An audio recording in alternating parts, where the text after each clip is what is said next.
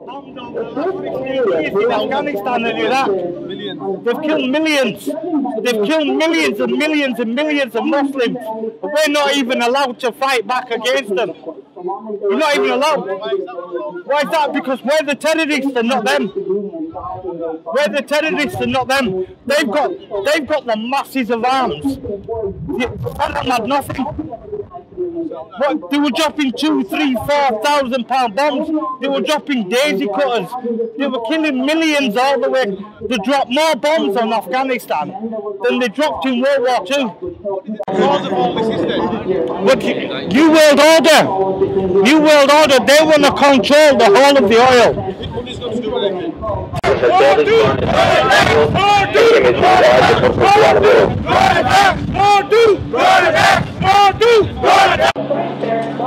Looking at these guys behind us, it's evident how angry they are about these drone attacks happening in the US. We have behind us the members of the PTI, the Pakistani press, Pakistani people. They're very, very angry about the entire situation. Does this not just give you such high aspirations about Bradford for the future? Yeah, Bradford is full of concerned people who care about suffering at home and abroad. They make no differentiation between that.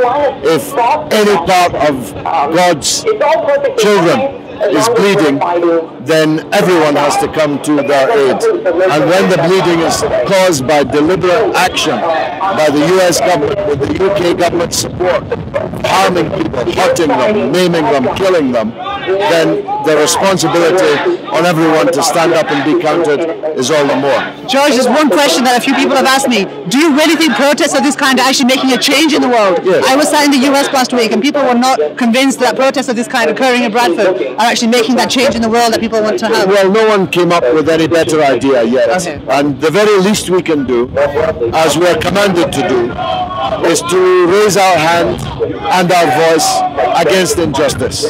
And we all have to answer on the last day, and we'll be able to at least do that, and we raised our hand and our voice against that injustice. People are being murdered in places that are not battlefields and where no war has been declared. Remote control warfare will not bring peace or security anywhere in the world. The development of weapons technology that imitates the operation of a PS3 controller makes the slaughter of innocent civilians easier, cheaper, and without any accountability. We say no. The total number of drone strikes is 344, and of those, around 50 were ordered under the Bush administration. That means Obama, a man who entered the White House on the platform of human rights promises and pledges to deliver justice, has to date ordered no less than 300 strikes. You know, they made a television program saying they wanted to make Bradford British. We said at the time, we've no interest in making Bradford British, it's already British. But we do have an interest in making Bradford a world city, and that's what we're doing with these demonstrations on Burma and on the drone attacks. Bradford is a world city concerned with what happens in the world. Barack Obama has now launched 5 times the number of drone strikes that George W. Bush did, and has killed thousands of people, maimed tens of thousands of people, destroyed thousands of homes and other buildings. Essential infrastructure in some of the poorest countries in the world. And don't they just choose such wonderful names for their weapons of massive destruction?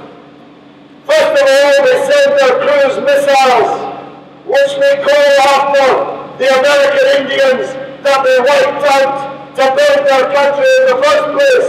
Apache helicopters, Tomahawk missiles, and now the drones are firing Hellfire missiles. Well, I'll tell you who's going to face the Hellfire. The people who's doing the murdering are going to face the Hellfire on the Judgment Day when it comes. people ask me, will these demonstrations achieve anything?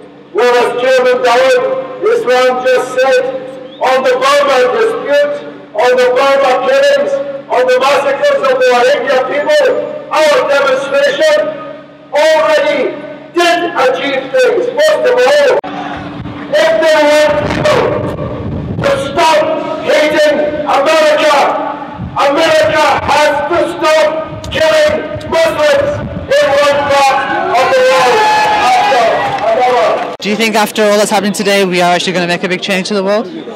I think the important thing is to do the right thing, whether it does achieve results. I think doing the right thing is in itself an achievement and will get its own reward. Having said that, we've had an immediate result from the recent Burma protest with the attacks on the Rohingya community in Burma that was staged here recently. William Hague is coming here to Bradford as a direct result of that protest to meet with the local community. So we're hoping obviously that we'll get a similar result from this protest, and that someone senior within the British government will come and speak to the Pakistani community. Yet again, the people of Bradford come together to protest for a good cause. Let's see if this time it makes a difference. This is Osman Mir reporting for Citizen Real.